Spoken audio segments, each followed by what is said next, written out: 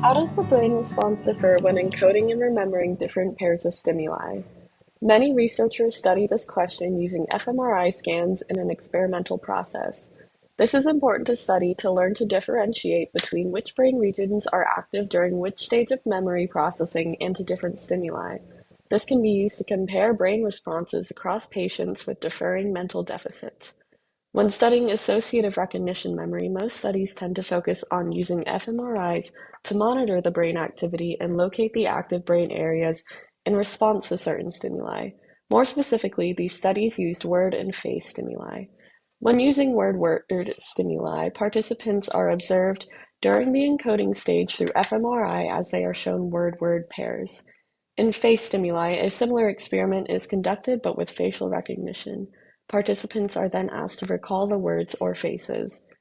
Previous studies that we have looked at examine these two stimuli with brain activity and relevance to other factors as well, such as age, emotion, false memories, verbal communication, and more.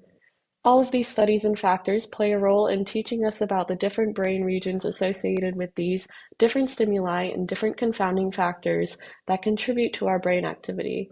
Because every case and client is different, studying these associations teaches us how to diagnose and treat different cases related to our brain activity, memory, and each client's life's factors.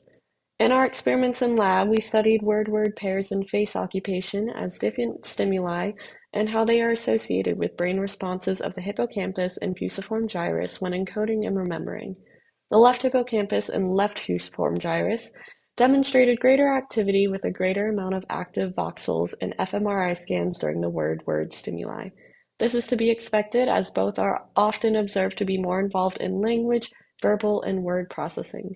Additionally, recollection and short-term memory play a role due to the left hippocampus activation. The left hippocampus is known to have greater involvement in episodic and short-term memory. The words are stored in short-term memory.